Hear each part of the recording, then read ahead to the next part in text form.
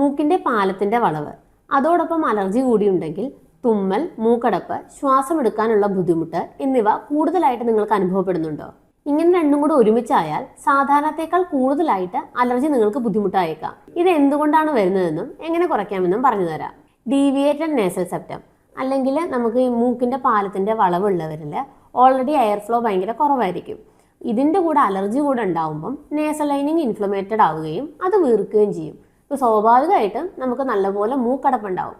അപ്പോൾ പലരും ഇത് ഇഗ്നോർ ചെയ്യാറുണ്ട്, അലർജി അല്ലേ, കുഴപ്പമില്ല എന്ന് പറഞ്ഞിട്ട്. പക്ഷേ ഈ DNS കൂടുതൽ വരുമ്പോൾ നമ്മുടെ ഈ അലർജിയുടെ ലക്ഷണങ്ങൾ കൂടുതലായിട്ട് ബുദ്ധിമുട്ടിപ്പിക്കും.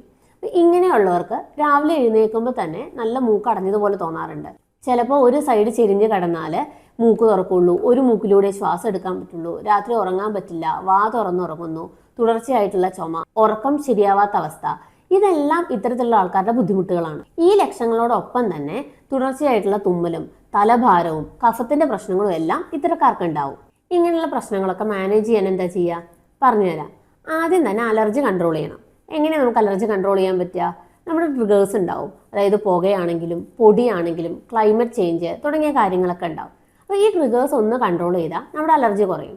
അലർജിയുടെ ബുദ്ധിമുട്ടുകൾ കുറഞ്ഞാൽ സ്വാഭാവികമായിട്ടും നേസൽ ലൈനിങ്ങിന്റെ വീക്കവും കുറയും. രണ്ടാമതായിട്ട് നേസൽ കെയർ ആണ് ശ്രദ്ധിക്കേണ്ടത്. അതായത് സലൈൻ നേസൽ സ്പ്രേ അല്ലെങ്കിൽ സലൈൻ നേസൽ ഡ്രോപ്സ് ഒക്കെ ഉപയോഗിച്ചിട്ട് എയർവേ ക്ലീൻ ചെയ്യണം. നേസൽ പാസേജ് ക്ലിയർ ചെയ്യാനും കഫം കുറയ്ക്കാനും സഹായിക്കും. ബുദ്ധിമുട്ടുകൾ കുറയുകയും ചെയ്യും. മൂന്നാമതായി ശ്രദ്ധിക്കേണ്ടത് ഡോക്ടേഴ്സ് തന്ന മെഡിസിൻസ് കണ്ടിന്യൂസ് ആയിട്ട് കഴിക്കുക. ഇത് നിങ്ങളുടെ മൂക്കിലെ വീക്കം കുറയ്ക്കാനും ബ്രീത്തിങ് പ്രോപ്പർ ആക്കാനും നിങ്ങളെ സഹായിക്കും. ഇവിടെയാണ് ഹോമിയോപ്പതിക് അപ്രോച്ച് നിങ്ങളെ സഹായിക്കുന്നത്. ഹോമിയോപ്പതി ഒരു ടെമ്പററി റിലീഫ് അല്ല തരുന്നത്.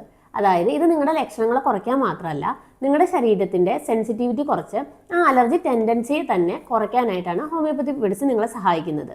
അതായത് റിപ്പീറ്റഡ് ആയിട്ട് വരുന്ന നിങ്ങളുടെ തുമ്മല്, ജലദോഷം എല്ലാ ലക്ഷണങ്ങളുടെയും സിവിയാരിറ്റിയും ഇൻറ്റൻസിറ്റിയും കുറച്ച് ഗ്യാപ്പ് കൂടി നിങ്ങൾ ഗ്രാജുവലി ഇമ്പ്രൂവ് ആവും. ഒരു കാര്യം ശ്രദ്ധിക്കണം, എല്ലാവർക്കും ഈ മൂക്കിന്റെ പാലത്തിന്റെ വളവ് മാറ്റാൻ സർജറി ആവശ്യമില്ല.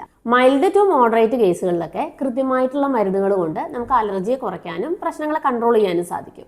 സിവിയർ ആയിട്ട് ബ്രീത്തിങ് ഡിഫിക്കൽറ്റി വരിക, DNS ഭയങ്കര സിവിയർ ആണെങ്കിൽ അവർക്കാണ് സർജറി അത്യാവശ്യമായിട്ട് വേണ്ടത്. മൂക്കിന്റെ പാലത്തിന്റെ വളവും അലർജിയും നിങ്ങൾക്ക് ഒരുമിച്ച് അനുഭവപ്പെട്ടിട്ടുണ്ടോ? ഉണ്ടെങ്കിൽ താഴെ കമന്റ് ചെയ്യൂ. ഈ വീഡിയോ എല്ലാവർക്കും ഷെയർ ചെയ്യൂ. അലർജി, സൈനസ് സംബന്ധിച്ച കൂടുതൽ വിവരങ്ങൾ അറിയാൻ ഈ അക്കൗണ്ട് ഫോളോ ചെയ്യൂ.